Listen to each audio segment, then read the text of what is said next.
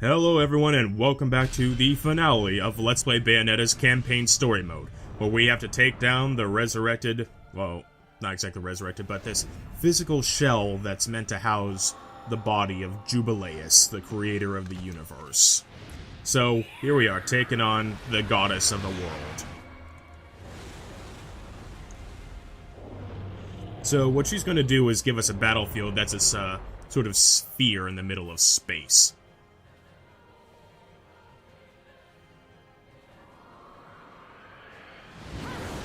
So there's quite a bit to do in this fight. Rest, my friend.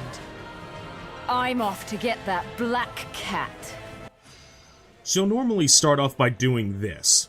One of her main attacks is to do a 3-punch against you. 3 punches against you. The third punch will give you witch time. I missed it the first part right here, because you actually have to dodge this a bit later than you might think that you would in order to actually get witch time from it. However, the first phase of this fight mostly consists of this.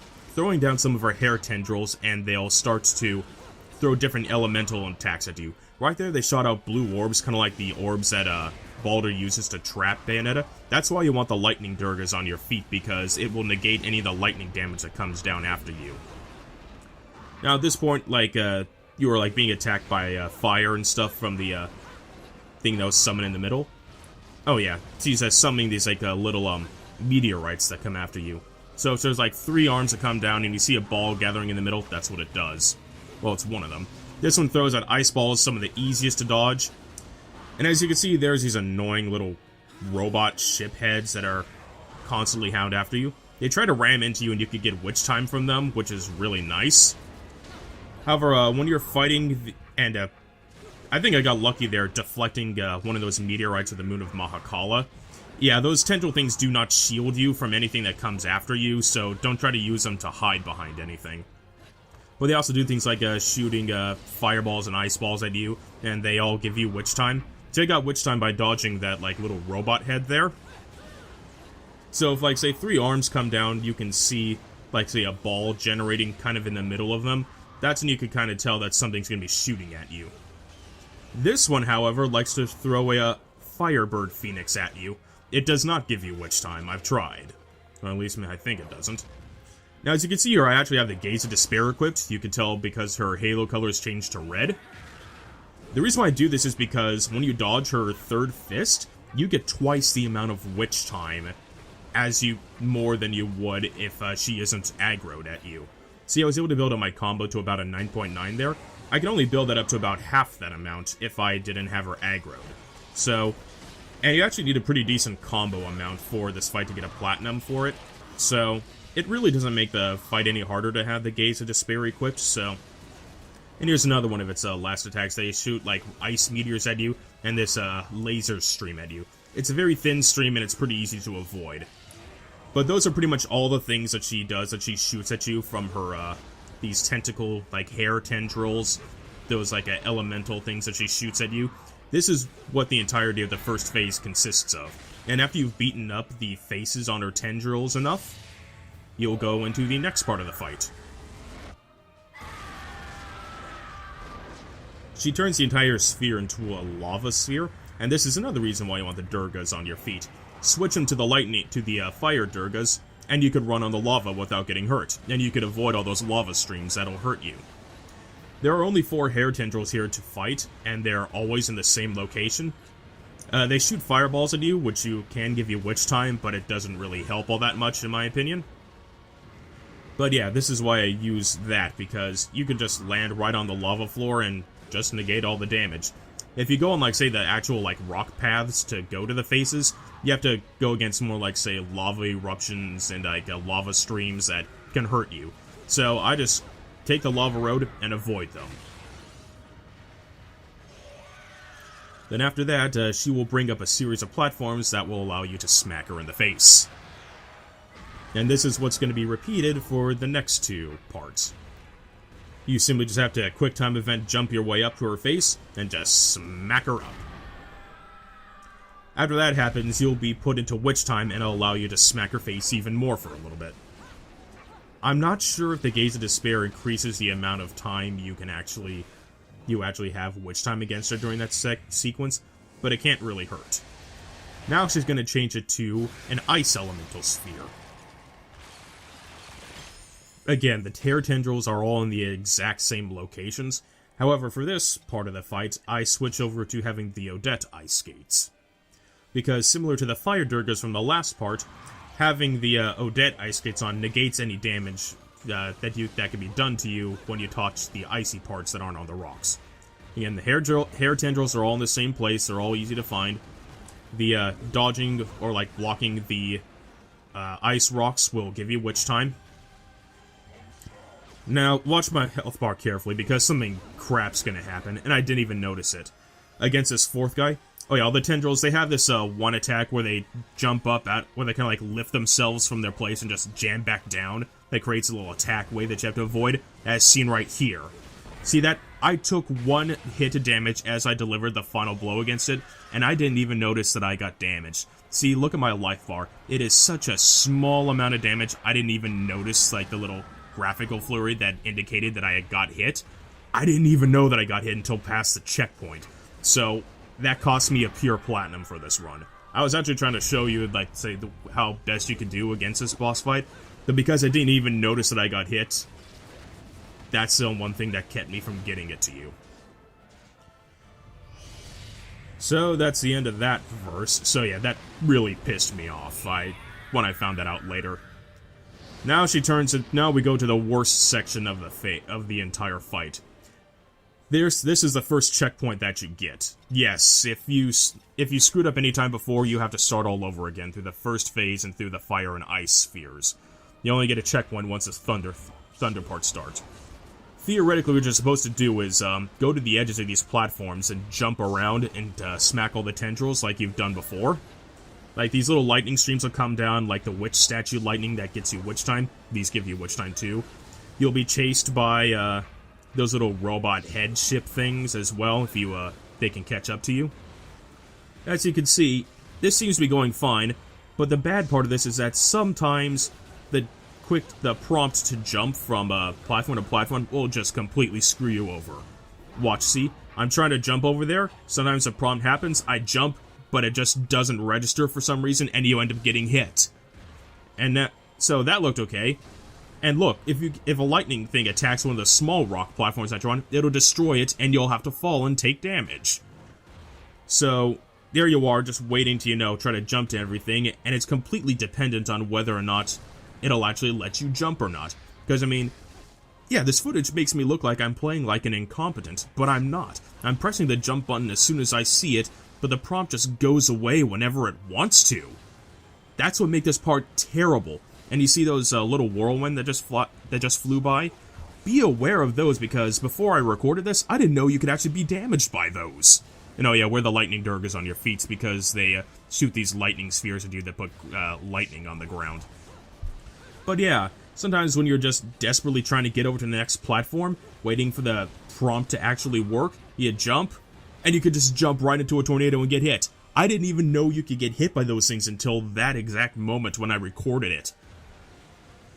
God, this part is terrible. Because the whirlwinds can hit you, and because the jumping prompts are not consistent, you can get screwed over like this. Even when you do a perfectly good, no damage run, like against them, while the prompts work and everything, you can still get screwed over at the very, very end when you have to beat up her face like before. Observe. See, like, everything looks fine, you just gotta, jump time your your punches there. And a tornado can hit you on the very platform that you're supposed to use to beat up her face.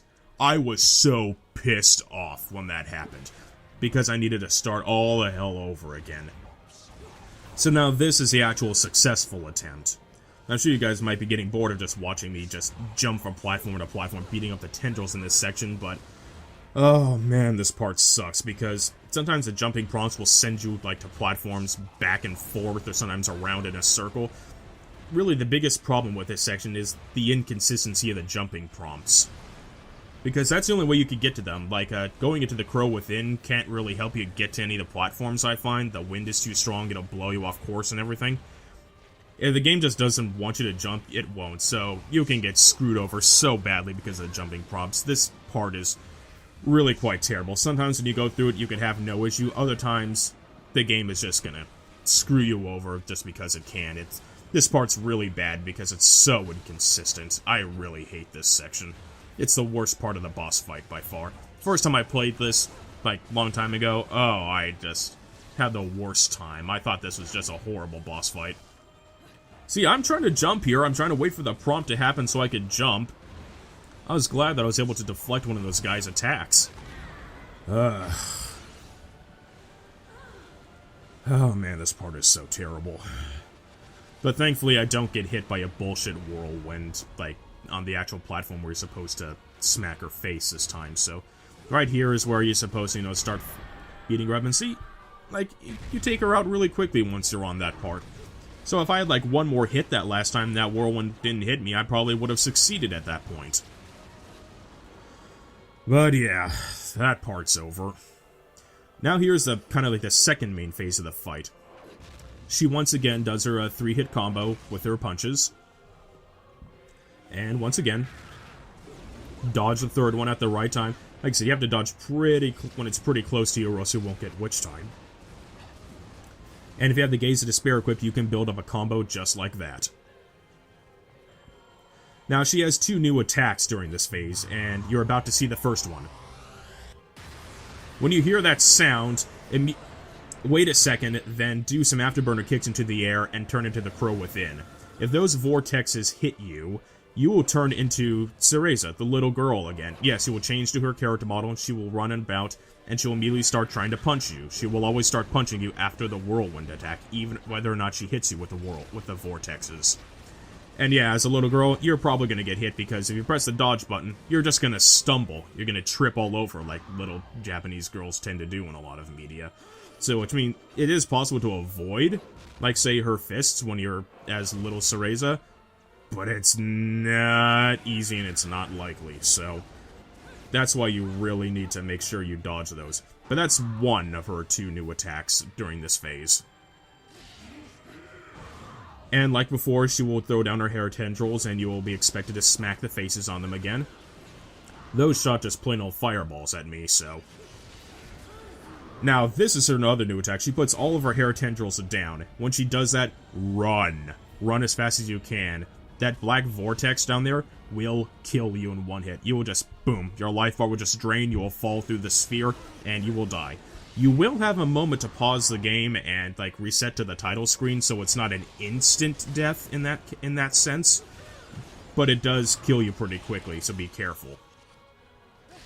Now, I'm sure you're wondering about those robot heads. If you beat any one of them enough, you get a quick-time prompt torture attack called Panther Punt, which allows you to kick in a direction. I think the intention is for you to kick them into those faces on the hair tendrils, but it's completely inefficient, so it's best to just run around them and avoid them unless they're in your way. There will always be 2 there, and they'll always be following you, and they will always spawn more, even if you destroy them, so... See, this is what the Panther Punt does. You just kick them out of the way. Like I said, I think you're supposed to kick them into her tendrils, but that's not all that useful, really. Now, if you think just doing a plain old double jump and getting up here will work to avoid those little vortices, I really don't think it is. You need to use the afterburner kick, I find, because that'll give you enough forward distance so that they won't fall straight down on top of you. That has happened to me before, like the vortex falling straight down on top of me and turning into a little Cereza. And also, if those little head things are around, they'll start attacking you when you're in child form as well. So, you really gotta watch out for those. But then, after a while, you'll go into this next part. And once again, here, she tries to throw down the black vortex. Yeah, as long as you're in Panther form and running away from it, you probably won't get hit. But then again, you have to predict that attack. Like, it will always be telegraphed by putting all her hair tendrils down. If she puts all of her hair tendrils down, run, because that's the indication that she's going to use that. That vortex is a pretty strong pull, and if you're anywhere near it when it spawns, you're probably going to get hit by it, and you're probably going to die from it. But other than that, that's pretty much all the attacks that Jubileus has. Yeah, I think that is all the attacks Jubileus has, so thankfully, I'm down to her last life bar now, and she is going to die pretty soon. Remember, the Gaze of Despair will allow you to have more witch time, and that'll allow you to do more damage to her whenever she tries to throw her punches at you when you dodge them. And upon pressing the climax button, now you have to run along her hair, kind of similar to when you fight Eustace and you have to run along his mouth shafts, like sort of tentacles things. Yeah, you have to dodge when she tries to swipe at you. You can't get witch time from any of them. But all you have to do is just run up to this part. And let's start beating the hell out of her.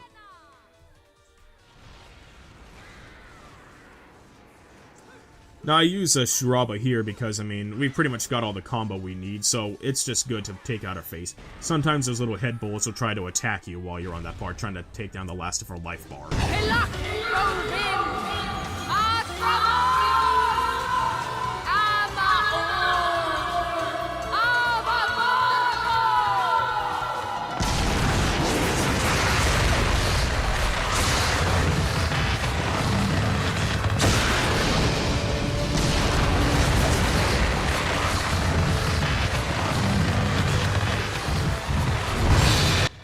And this is supposed to be Queen Sheba. I think she's supposed to be like, say, the Queen of Inferno. So this is almost kind of like the Satan of this universe, or I think.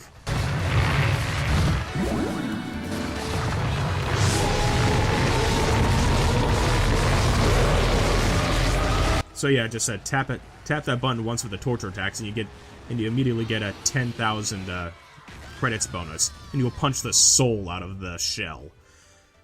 Now, thank God that there is a checkpoint right here, because similar to when you had to control the lipstick into Baldur's forehead, you have to control her soul as she flies through our solar system. You have to avoid the planets and direct her into the sun. This is actually pretty easy on normal difficulty, but hard mode and non-stop infinite climax difficulty have ruined this part for me. Because in those difficulties, the planets are incredibly suicidal and they try to pull themselves into you. You do not want to hit the planets, because if you do, that is an immediate death. You cannot skip out of it. She will like recover her speed, turn around, and you will automatically get a game over and be asked to continue. And the harder difficulties, these planets really want to die. If you even graze the edge when you get near one of them, you will hit it and it will immediately die from it. And that is so bad when you've just, gone through a whole bunch of time trying to get a good ranking on it. So, because there's a checkpoint at this point, do not hesitate. If you think you are actually going to hit a planet, do press pause, quick to the title screen, and start this section again. I used to really think this part was awesome, but then, the hard difficulties happen and they just gave me so much grief, so I don't like this part of the fight anymore. I used to. They said it's fine on normal mode. It's fine on normal, but in the harder difficulties, the planets are really trying to kill themselves on you. Yeah, I missed that one piece of damage that I took that I didn't even notice. Oh, that's so disappointing to see. But Jubilee is defeated. That is the end of the boss fight. So that's Bayonetta. A very interesting and epic game, really. Not the biggest fan of the final boss, but even so, we get this pretty interesting final cinematic of riding her husk back all the way down to the earth. There's some pretty good, music coming after us. This is pretty contemplative. This is actually kind of depressing and powerful. Oh, Bayonetta, walk out!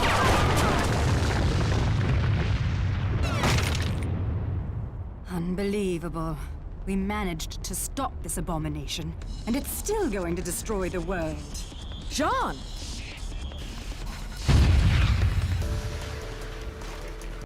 I like to call this part Deus Ex Motorcycle. I don't know how she used a motorcycle to fly out here, because her motorcycle didn't fly in the first part of the epilogue. Kamiya, you're one of a kind. If you die here, who's going to save the world? I'll send you home, even if it kills me. Now, let's finish this. You and I are going home together. John, we're both one of a kind. Now those are the eyes I've been waiting to see. No, you two are kind of more like the last of your kind. So, yeah, I suppose you're more like two of a kind. So during this part, you have to break apart the shell that was housing Jubilee as his spirit. Then I took off the Gaze of Despair just so I could have this. You have to do this surprisingly quickly and keep a decent combo going with this one. Use your gun in order to keep auto-targeting on it. Like, all the parts that you have to beat up are those, like, glowing yellow spots. And you have to... the controls are different here because you start to, you know, rotate around the platforms. You're trying to fly here. As long as you can build up your combo to about a 9.9, you'll probably get the platinum rank for the combo part. So this part is kind of interesting and weird, but if you don't know what to do, you could just have a really tough time flying around, because as you can see here, you are on a time limit. And if you don't get used to flying around, you may just only barely succeed in winning within the time limit, or just failing outright. But yeah, after getting a combo to 9.9, you don't need to do too much more. I just switch to Shiraba and I just take it out even quicker.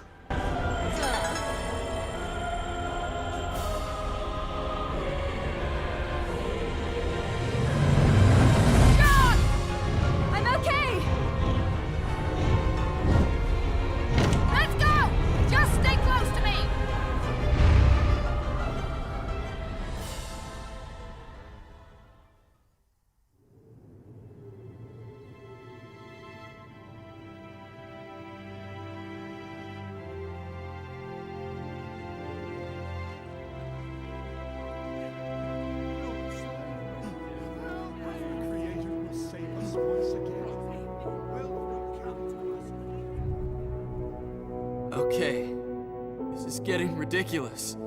How do you keep surviving all this? You're just asking that now? I bet you're trying to sneak up on me right now. Aren't you, Bayonetta?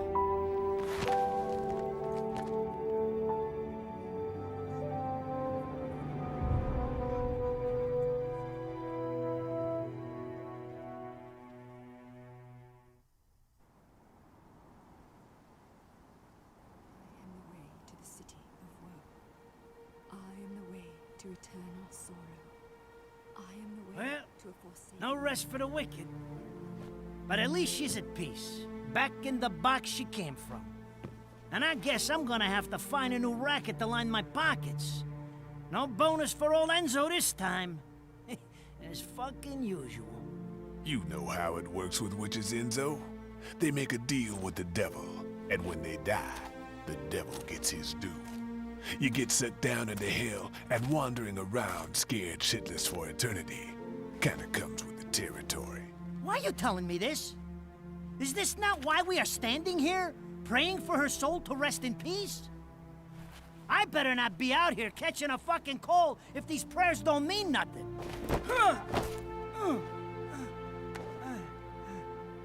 It's nice to think your prayers are worth a damn, isn't it? You made a killing exploiting her. Hell, you never know. She might get lonely and come back to haunt your ass. Haunt me? Hell can keep her then. Why did he cough when the smoke was blowing in his face? He was smoking it earlier, wasn't he?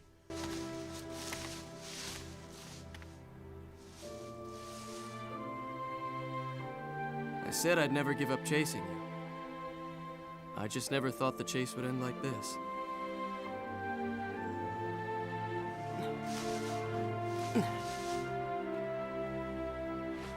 Rosemary. You said it was a demon repellent. It might help you on the road ahead. I always kind of thought that he should have said that line with a bit more tragedy and sadness in his voice. In that case, he was always just like, oh well, guess she's dead. Hey, wait a second! What the hell are they coming down here to get her for? Of course they'd come for the prize they've been seeking all along. Holy shit! You're...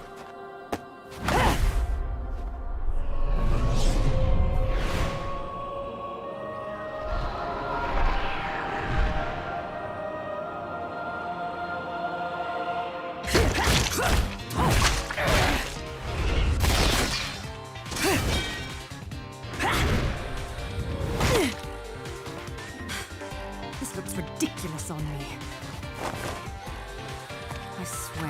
the last time I cosplay. I wouldn't really think that dressing up as a nun would constitute as cosplay, but... whatever. Jokes are jokes. You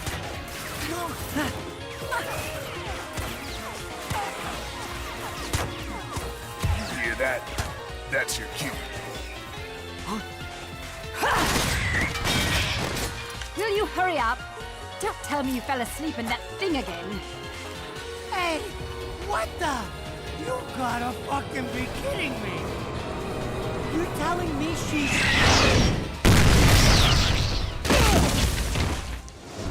Unfucking-believable! Morning! What was shoving me into this filthy old casket? And next time some air holes would be nice. Fewer worms, ideally. Save the chit-chat for later. We've got work to do.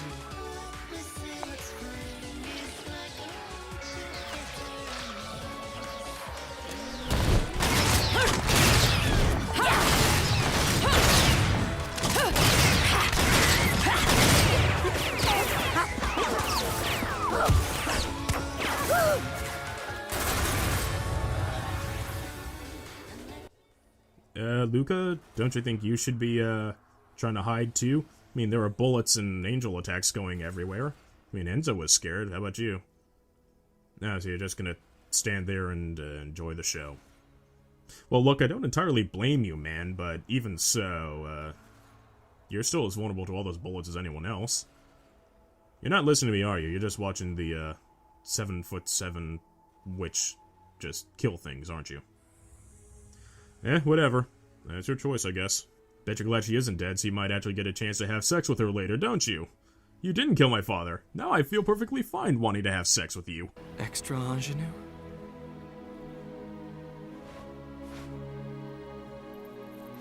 It has a bit of rosemary. In the language of flowers, rosemary equates to remembrance. Suits me now, doesn't it? Let's dance, boys! And with that, actually the game isn't over yet. Would you believe it? We still have 3 fights left to do. Yes, that's right. During the credit sequence, while there's text flying in front of the screen, we have 3 more brief fights to do, and the first 2 are throwback fights, and the last one is a new fight, actually. And yes, if you do screw them up, you can in fact quit to the title screen and redo them again. There was a checkpoint right when the graveyard cutscene started. So you see the cutscene flying into the middle here? Right there is the fight when you fought Jean for the first time in the flashback. All you have are your guns, and you have 30 seconds in order to defeat her. 30 seconds in order to defeat her. So, yeah, I just use, like, some of your basic, use your basic attacks to get to your Wicked Weaves quickly in order to take her out. I was taking a bit too long here. I was worried that I actually would ruin the time ranking bonus, because yes, you are ranked for these. So that's why I quit to the title screen and started over again, just so I could show you that yes, you can do this. And by starting from the checkpoint again, you will be brought back to the very beginning of the graveyard cutscene. You skip it, and the credits start all over again. It is really painful, and if you screw up one time during any of these 3 upcoming fights, you will have to sit through this entire credits sequence all over again. But here, this is my attempts where all 3 of them are successful. And let me tell you, I had about 20 minutes of footage of me just trying to fight this fight with Jean, because I guess the Let's Play curse hit me hard actually this time, because I practiced this entire level before I started recording it, and it went perfectly fine. The second I started recording it, Jean just became so much more aggressive and, like, say, more prone to dodging my attacks. Like, she will try to heel slide into you, like, multiple times and everything. She will try to hit you if you are unlucky, so... yeah, like, sometimes Jean is really, you know, like, not threatening. Other times, she is aggressive as hell and will dodge and counterattack anything that you do, so... I got really unlucky finding her, so I was so thankful I was able to defeat her so quickly there. And, unlike some of the other fights, you have to wait 30 seconds in between each fight, because that's how long it took for, that's how long it took to load all the assets for the fight again in the original Xbox 360 version. I don't know if porting it to the Wii U might have changed that amount of time or anything like that, but in any case, you still have to wait 30 seconds in between the fights. And this is where you get the ranking for it. That'll show you your combo, your time, and your damage ranking. So yes, you have to do all 3 of these fights perfectly in order if you're trying to go for a high platinum ranking. And this part here is, what you are here. You're given the Shuraba and the Onyx Roses on your feet. Basically, just do the punch kick punch combo in order to take them out. Because at this point here, it's a part where you're trying to protect Cereza with your soul, like during the very first time that happens. And if the soul bubble gets attacked, that counts as damage against you. That'll count against your damage ranking for this fight. So, if you're able to, like, say, you can get Witch Time by dodging one of the Affinity's attacks. So I would recommend trying to do that in order, and like, pull off the punch kick punch combo in order to use the Shuraba Wicked Weaves to take them out quickly. The combo ranking for that little fight is very, very low, as the results on screen are showing up now prove. But yeah, sometimes if you're lucky, they'll just completely ignore you. You'll just start missing everything, and they'll just walk straight towards the bubble and start beating the hell out of it. But for the last fight, we actually get to do that fight in the graveyard with Jean that we were just like watching them all do. You're in serious mode, so all of your attacks are Wicked Weaves. So I just keep my distance, and I just use some like basic combos in order to punch enemies from a distance. There will be a beloved that comes after you, which you get Witch Time from, and just beat the hell out of him. Because I mean, like, every attack will stagger him, so unless he's in the middle of trying to swing at you, you're probably having an easy time with this. But again, the tough part here is that a whole bunch of text is going to be flying on screen, and it can obscure your vision. And with that, check it out. Bayonetta Jean have wrecked Enzo's car yet again, and that is the end of Bayonetta's story mode. Then that's the final pure platinum I was able to get there. Quite a ride, wasn't it, folks? Now, during this part here, I actually do have to cut out the music entirely because right now they're playing a licensed song. It's a cover of Fly Me to the Moon by Brenda Lee. So yeah, I can't actually show that. That's an old song. It's the same exact version of the song that Hideki Kamiya heard years ago on one of his father's vinyl records, I think when he was in college, so I'm sure you've noticed that Fly Me to the Moon has been a recurring song in this game. It's one of the battle themes. They made a new mix for it. They use it in the story and everything. So yeah, that's why I have to cut it out here. But yeah, it's the version by Brenda Lee if you're interested in hearing it. So I guess down to this point, I'll give you some of my general thoughts overall of the game. I think this game has an excellent combat engine. Probably one of the best of the, a high combo, stylish combat spectacle fighter games that's ever been made. Some people probably say something like Devil May Cry 3 and 4 and Ninja Gaiden 2, but I think this one is personally a bit better. I actually like this combat engine a lot better. The protagonist is incredibly fun to watch. She's campy, she's fun, she has just simply has a fun personality to watch on screen. Got the perfect actress to play her and everything. There's a lot of humor in the game. It's just fun to play through and everything. The controls are tight and really great. However, there's a lot of little problems in this game. A lot of little problems. I mean, there's no really one problem that's kind of consistent throughout the entire game, really. They mostly seem to be chapter-based problems, like the problems are all based on moments that happen within each chapter and everything. But if you can get past those parts, really, and you learn the engine, there is a lot of, random bullshit that can happen, as I showed with things like the Thunder section when you're fighting Jubileus. But I mean, other than that, really the game is really fun to play through and everything. So it's quite rewarding to learn. Another unfortunate thing is the difficulty curve, because I mean, after I'd say Chapter 5, the difficulty ramps up really, really high, so it expects you to get good at the game really quickly unless you're playing on the easier difficulties, which are a lot easier than normal mode, so there's a gap of difficulty between easy and normal that's a bit too big, in my opinion. But in any case, that is Bayonetta, and once you've beaten it and you see oh wait, that's right, this is the Wii U version I've been playing on, so we get a little preview of something that's going to be in an extra video of mine. So right here in the Wii U version, they start playing the credits for the Wii U conversion staff. I mean, yeah, it's all the same, you know, voice actors and everything. It talks about all the people who made it. And yes, there are Nintendo costumes in the Wii U version, if you didn't know. The reason voiceover there Japanese. The game was originally done in English. It was an English language only game on the Xbox 360, even in Japan. They just had Japanese subtitles.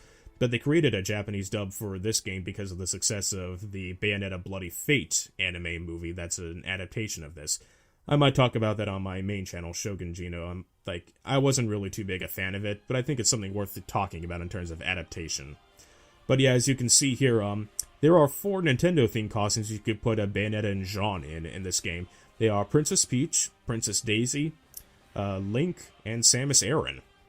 And they're all different little quirks. Not too many of them have many distinct advantages over the others, but I'll get to that when I get to the extra video that's all about a bunch of extras that you can get. I've got a lot of extra videos to make. Like, first of all, I mean, I'm gonna have to, you know, show a video to show you how to get all the extra crows in hard mode and in a non-stop infinite climax difficulty, so that you can get the unlockables for it. So, as for now, for this playlist, I'm gonna say it's technically complete because the story mode is done, but I've got a lot of extra stuff to make, so look out for those if you're still interested, if you want to learn how to get more out of this game. Because this game does have a lot of content. That single -100 damage thing ruining my pure platinum rank, that's such a disappointment to look at. Just look at that. Oh, I'm so upset and so... But oh well. After you beat the game and you get after this platinum rewards screen, you unlock a few things. The first thing to do if it's a new file is you unlock to see your play history, which will allow you to look through all the rankings that you got on every chapter on all the difficulties if you've unlocked the other difficulties yet, hard mode and non-stop infinite climax. You get this interesting panoramic picture with a lot of interesting details, but I'm mostly going to skip it right now because there are multiple ones in the game. They're really long to scroll through, and I'm going to be showing these off more in depth in an extra video, so that's just a little taste of something to come. For beating the game once, you acquire the handguns. Yes, the ones that don't let you do Wicked Weaves. They'll have their use, I'll talk about them later. For beating all of the Alfheims, you unlock the Angel Slayer Lost Chapter. That's a really hard thing that's going to take me a while in order to get an extra video done for that. And because I've already unlocked her on this entire, you know, save data thing on my Wii U, I got at least a platinum on everything on normal mode, and you would have unlocked the prompt that says, you can now play as Jean. See right here, I've already started a file as Jean and everything. Yes, you will have to, get the ability to play as Jean eventually, if you do all that. And so that's going to wrap up the entire Let's Play of Bayonetta. Normally at this point here, you would also unlock a special little ending cutscene bonus, but I'm going to save that for when all the extra videos are done, because that video will be an excellent send-off for the entire Bayonetta things that I'm doing. So I've got extra videos talking about the hidden weapons that you can unlock, differences about the difficulties, the hidden boss that's in this game that I haven't talked about at all yet, the Angel Slayer mode, and the extra character that you can unlock by beating that, how to get the crows on hard mode and non-stop infinite climax, and all the accessories that you can unlock. So I still got quite a few things to cover. But as for now, like on my actual playlist title, I'm going to say that this playthrough is complete because the platinum run is done on normal mode. I collected every single item that you could on normal mode, so the actual Let's Play is going to be considered done. Everything else is gonna kind of be like a guide videos. Like, I'm still going to unlock everything. I mean, I'm not going to do platinum rank run videos of hard mode and non-stop infinite climax. Personally, those require just a bit too much practice that I'm not too interested in doing at this moment. Sorry if anyone is interested in that. But I've got more stuff coming up along the ways. But I'm going to want to take a small break from Bayonetta right now because as of this time of recording today, from where I am on the west coast of the United States, Platinum and Nintendo just released another game for the Wii U. Yes, today is April 22nd for me, which means Star Fox Zero has just been released, and I'm about to go out and buy that as soon as I finish recording this. And because of that, I've been in a bit of a mood for Star Fox lately and want to make a few gameplay videos about that, so if you guys are interested, I'm going to do some brief videos, like showing how to be good as some of the other Star Fox games at the moment. So check out my next Let's Play, which is going to be an all-metal run of Star Fox 64. I hope you guys enjoy that. I hope you guys have enjoyed this Let's Play of Bayonetta, and I'll see you next time.